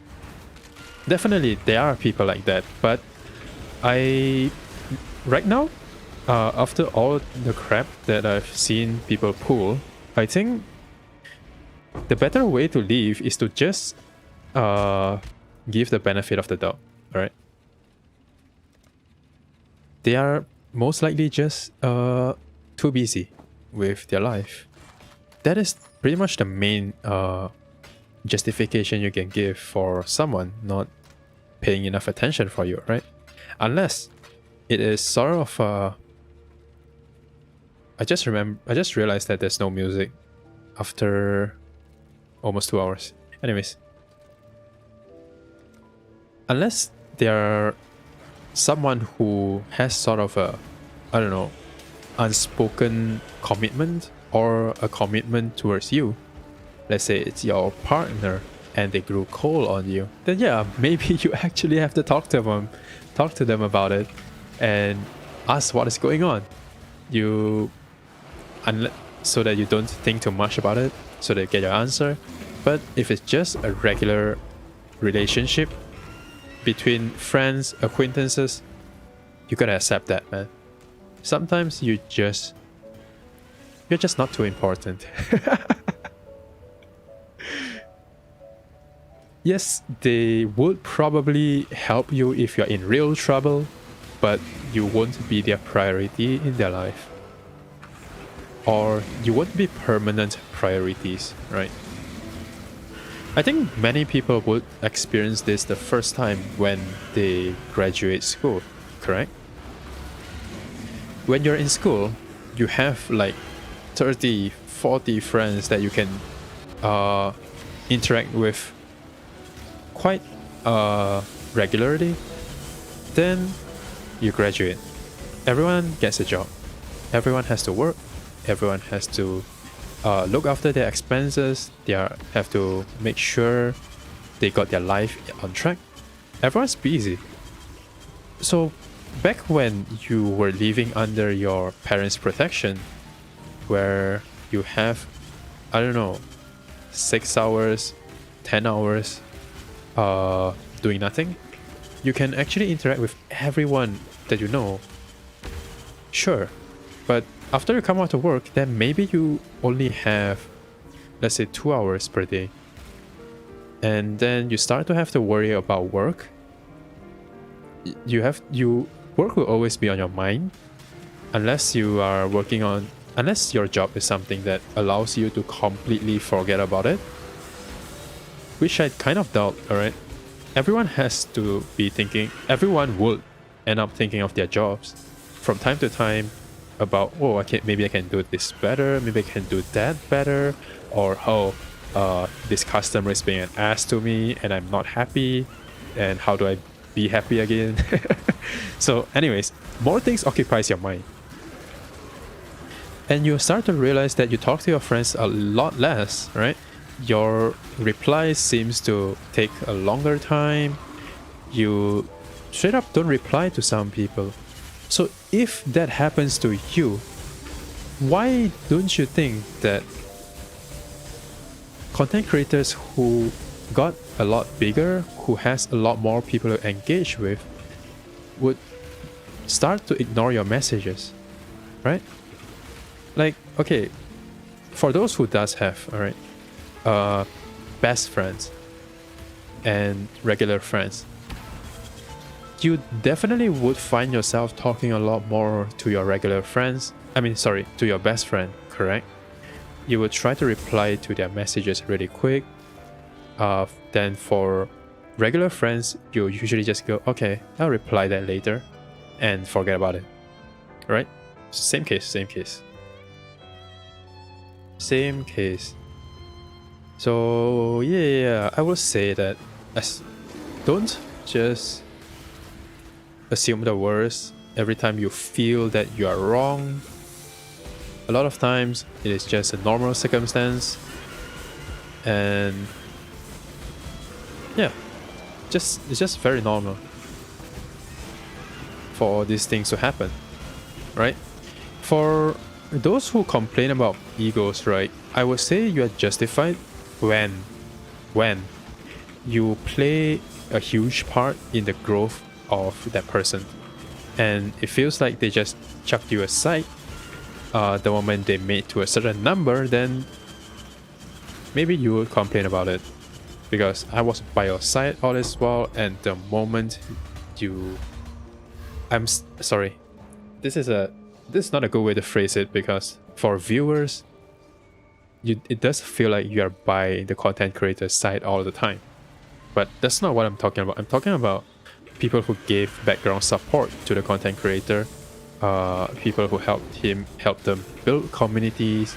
Let's say they are moderators or anything. Just people who spent a lot of time actively trying to help the person grow. So if those people got ghosted after the content creator got bigger, then yes, it is definitely something to be salty about. It goes back to what I've said like very early in the stream, right? Everyone has their interpretation of the line where the other person shouldn't cross, or everyone has the interpretation, their own interpretation of level of contribution to another person's success, correct? Or people has different interpretation of their own value to someone else. It's something like, there's a joke around the internet where, oh, you treat someone as your best friend, but that person's best friend is someone else. Yeah, kind of that case, right? Some people may end up putting themselves in a too high of a position or too low of a position against someone else in a relationship. So that's when things happen. Yeah. But I would say in the content creator scene, people would have to actually be very prepared of the idea of being abandoned, regardless by who. Yeah, the idea of getting abandoned is going to be very common. It is an entertainment field after all. Everyone is in it for something. It can be just something very innocent of your friend trying to see you succeed, right? They want the satisfaction of seeing you succeed. I'm leaving this. Oops, I closed my whole game.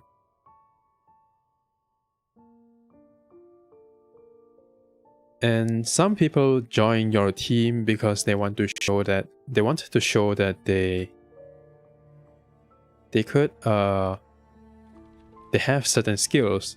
Like they come into your team as a video editor to build their portfolio, as your overlay designer to build their portfolios. Yeah, there are people who does that, and there's nothing wrong with that, right?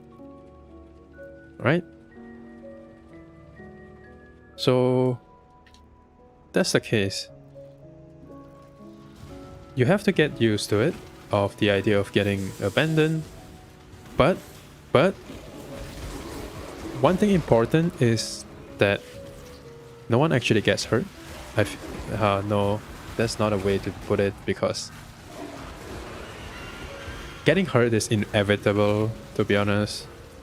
My only way of measuring things is whether the person did anything illegal towards you. Yeah, unfortunately. That is my way of seeing things. Oh, crap. Right, as long as I didn't kill the boss, I'm not considered done, so I have to relog again. Oh my god. Seriously, can I do something with this against this guy? It feels like he's just so powerful, man.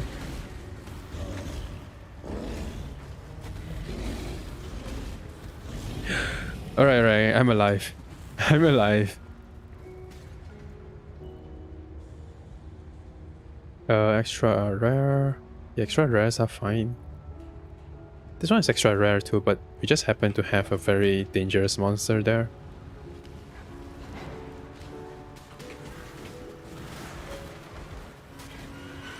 So like, let's say, the feeling of abandonment, I feel something that you might want to just move on to be honest. It feels very unfair, yes. It is very unfair. But I don't know, I feel like the person who abandons people didn't really do anything really wrong in the first place. Because it is what it is. You gotta move on to someone who can offer you something better. It's a case, right? Someone may have always been trying to keep your drinks cool by fanning your glass of water. But if you found someone with a supply of ice, it would be pretty stupid to not go to that person with ice. And I'm not telling you to completely cut the guy who is fanning your water off completely, but if back then you put your 100% attention on that person, now you definitely have to split it with the guy who has ice. And because the guy who has ice gives you better value of whatever time you put in, right? I think it's pretty justified for you to put more effort on the person with the ice. This is the only place where I can say this thing without getting piled on. Because on Twitter, I will have someone who reads my post. Someone would actually read the post and might just blow me up. But I'm pretty... Hold on. Oh god. Alright, okay. I'm pretty convinced that there's no one who's watching this. And I could say whatever I want. Yeah. I mean, all these early streams, right? Okay, I'm being very ambitious, being very delusional. Yeah, delusional here. But if I ever get any traction, all these early streams are going to be privated anyways. It's like the black history of my content creation, where I don't say anything, where I don't have content, and my streams are all Resident Sleeper. But this current stream is probably the most talkative I've ever been, because it's actually I just took off some filters, I guess. I've been pretty concerned about what I say when streaming, because of the idea of not wanting to step on any toes. I guess I convinced myself throughout this whole stream that I am going to be stepping on someone's toes, and even if everything goes really wrong, I could just run out. I could just run. I'm a Vtuber. I could disappear and never appear online ever again. No one is going to see me in a shopping mall and say, hey, you're Exile, right? Yes, you're the one with that shitty take. Nobody. Unless, I don't know, somehow my voice got to somewhere. I doubt it. I doubt it. I'm a programmer, I don't speak.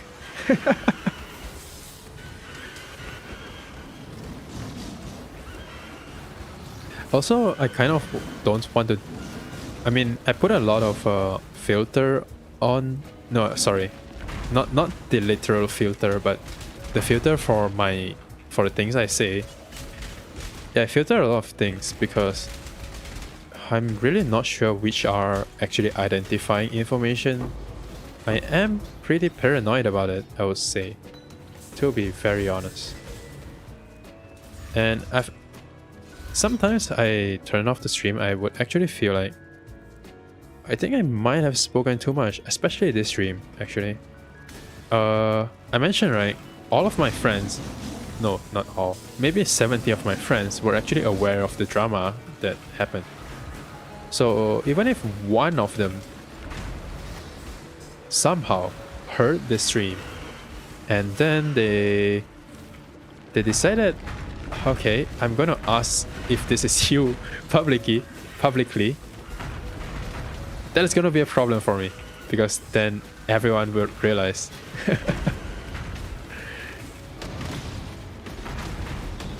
Especially how small the world is. I mean, yeah, how small the current communities I'm in right now. It is something to be worried about, I guess. Yeah. But we'll see. We'll see.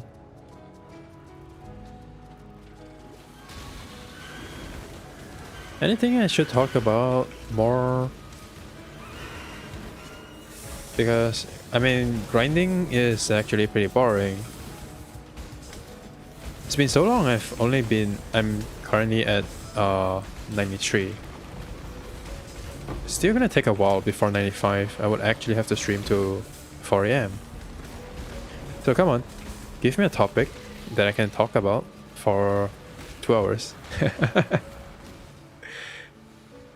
Mainly the fact that I can babble on for 2 hours is pretty much because it is something I've experienced, right? Only when I'm telling a story that I could spend so much time, especially the way I speak, where I keep stopping and pausing and repeating, that pads out a lot of time. Otherwise, is there anything else I can say? Because if talking about life experience is the only thing for me to fill a stream, it is going to be very bad, because my current life isn't too interesting. Yeah, and I couldn't talk about anything else.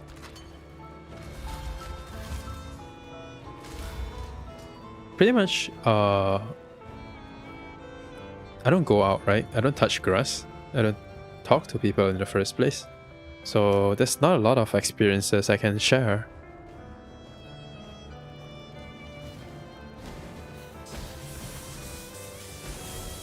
And even if I do, all of those experiences are so interconnected that I'm so afraid that someone would actually hear all of it and connect the line, connect the dots, and I'm screwed. So pretty much for every story that I tell, I'll have to cut 2 story outs. Yeah, it's pretty much how it works for me.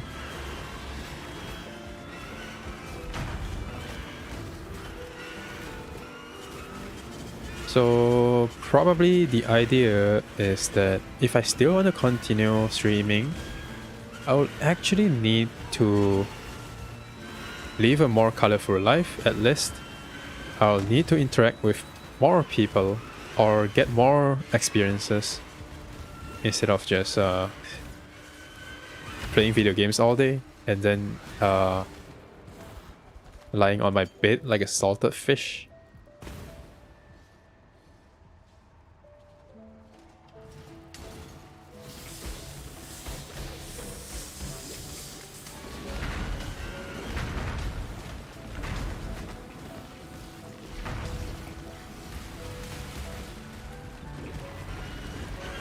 I think I could actually come up with more things if I actually wrote the stuff that comes to my mind on my daily life now. I mean, I don't really have a habit for that because it is very weird to write all of your thoughts down. But maybe that is actually what is important for streamers, so that they don't run out of topics. I am no beast of London. And unfortunately, as I've realized today, is that you actually have more things to talk about if you don't mind talking about drama. Something I really want to refrain from. Yeah, one of the things that I could talk crap about, I would say. Yeah, I'm gonna just say talk crap about because I don't really know what I'm talking about, except that I have a lot of opinions. We're actually kind of politically inclined and nobody gives a crap about Malaysia's politics. And there are some opinions that I don't want to be caught online saying. It's not that they are wrong, I would say. It's not that they are wrong. But the groups that finds it wrong can be very aggressive. So, scary.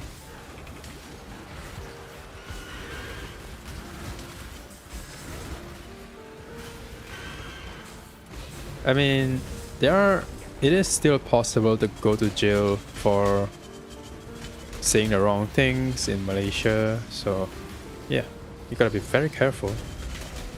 Especially when commenting about the royal families, I think. Man, the royal families are kind of invincible.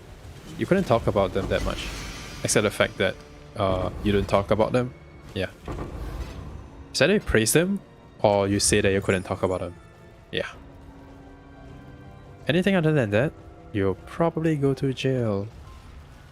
Yeah, I can talk about this. Back then, there was a politician who posted on Facebook about Thailand's uprising, right, against their king.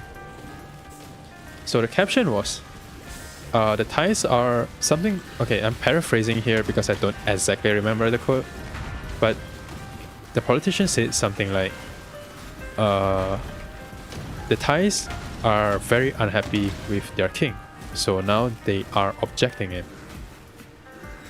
That gained a lot of traction because you have to know that the king represents the majority race of Malaysia, and if you imply that you don't like the king, you are getting into trouble. So that politician was invited to the police lockup. No idea what happened after that. Made news, definitely. And he was saying that, oh, I didn't mean anything. What's it called again? Sedative? No. Because it's called sedation, right? He's investigated under sedation. So, wait, what is the active verb for that? I forgot. No, wait. Oh no, I don't even remember all the grammar terms for English. Well. But yeah.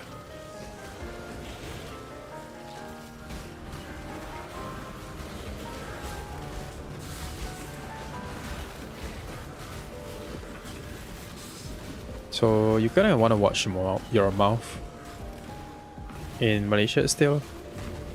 It's more like back in our school days, we were taught that Malaysia has free speech, right? Yes, to an extent, we do.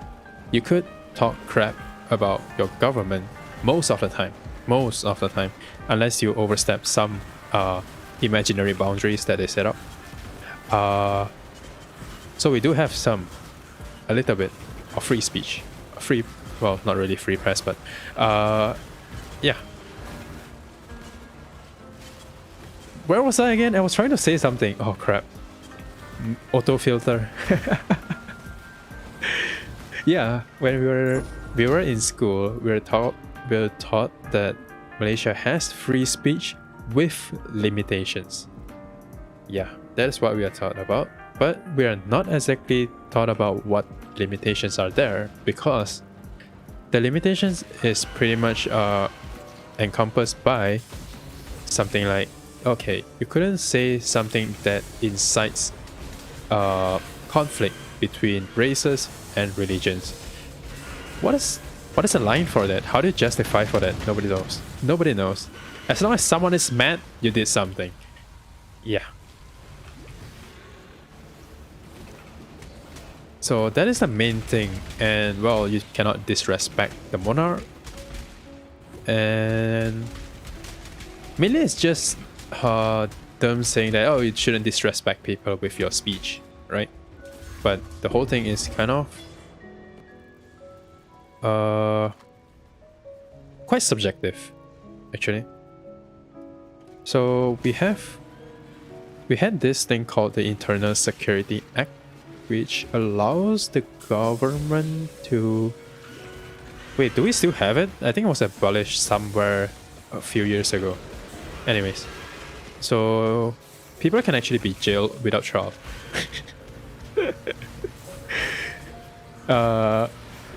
You can be arrested without a warrant. You can be jailed without trial. Amazing, amazing law. It is a sort of an anti-sedition act and anti-terrorism act, I guess. Pretty weird law, and the opposition definitely didn't like it because of how many opposition party leaders got who got hurled to jail because of that law.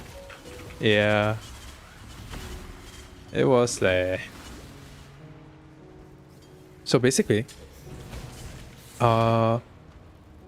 if you say something as a public figure, mainly politician, that is too much against the government's favor, you might be charged with the Sedition Act.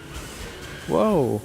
Because it is free speech with limited options, with limitations. Wow, amazing. Nobody knows what exactly sedation, how it is justified, but how it's defined. But yeah, do whatever you want until you don't. Pretty cool. Oh my god, I actually talked about politics. Oh crap. This is what happens when you talk without filtering, right? You start saying things that you kind of regret. Well, who cares? Nobody's watching. Say whatever I want.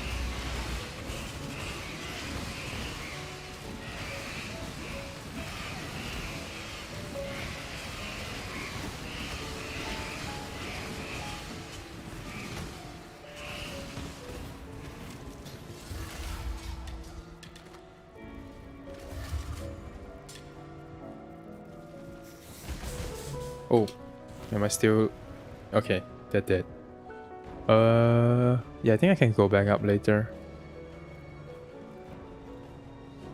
XP per hour? 84 million?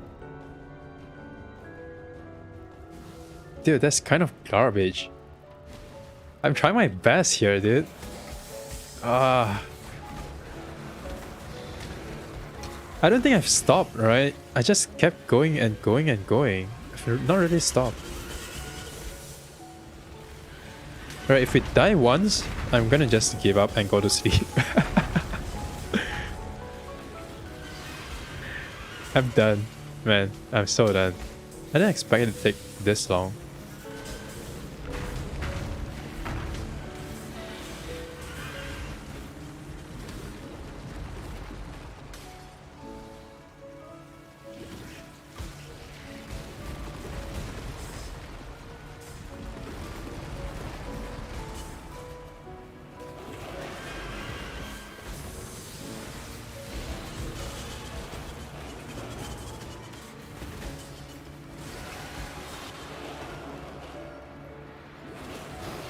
Oh, actually, forgot to check. I think one node is like 0.3%. Seeing how slow we are going right now. It's almost 2 AM and I'm I'm not even 94 yet, so... Oh wait, it's not almost 2 AM, it's actually just 1:30. It's a half an hour to go. But... I doubt we can get 50% in half an hour, right? So, can we actually get from 94 to 95 within 2 hours?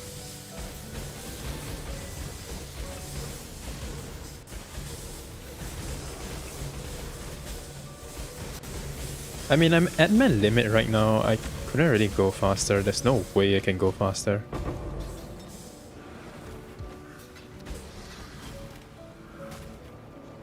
Hold on. How much EXP do I need? 80 million. So I needed 1 more hour, dude. What? I need 1 more hour. And I would have 1.5 hours for... Wait a minute. This might not be worth playing. I may be too late to hitting 95.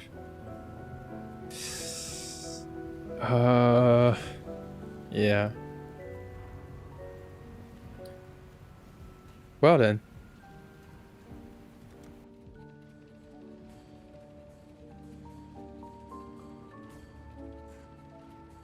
It is 80 million that I need, right? Yeah, it is 80 million. And EXP per hour is 85 million, so that's 1 hour. So 2:30, and the event ends in 2 hours. Oh.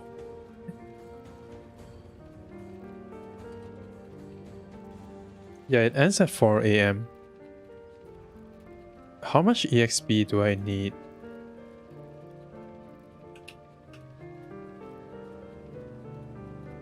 For 94 to 95.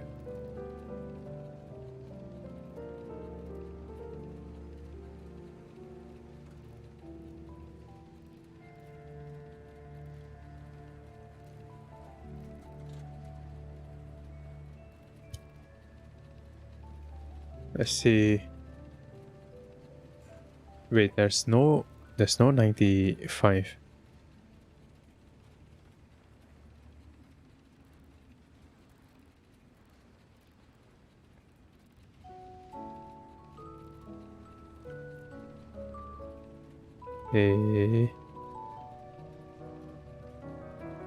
Oh, there is. Oh wait, there's none.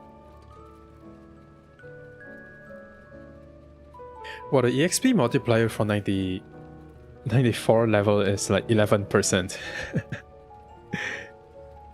Man.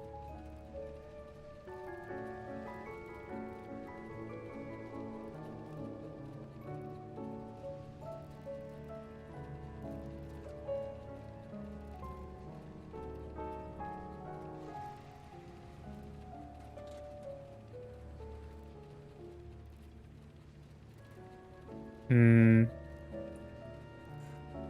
94 to 95 is 218 million. I think that's a nope.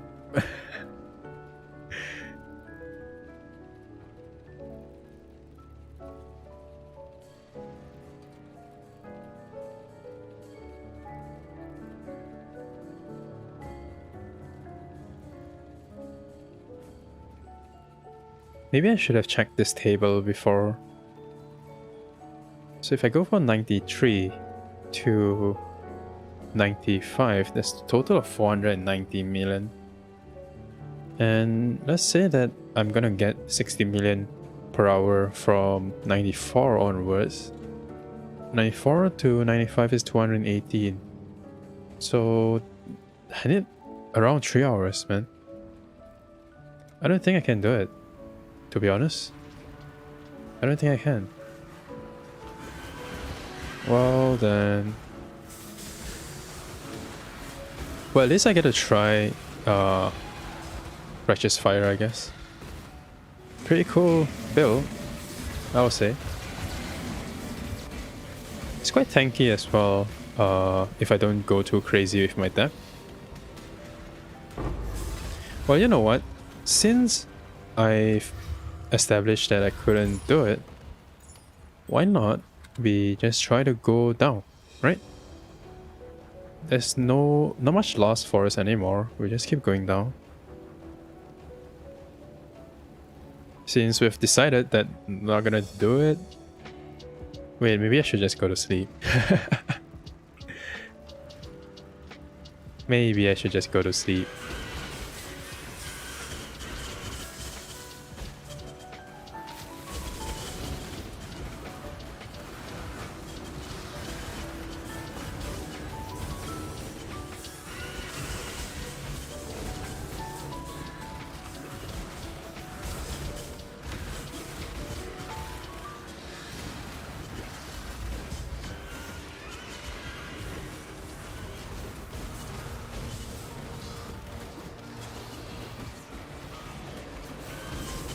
I'm running out of steam anyway, so...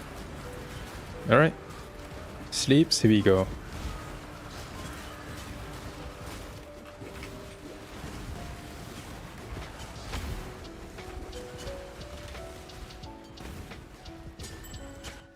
Alright then, that's all for today. Thank you very much for watching and hearing me babble about some weird stuff that you shouldn't remember.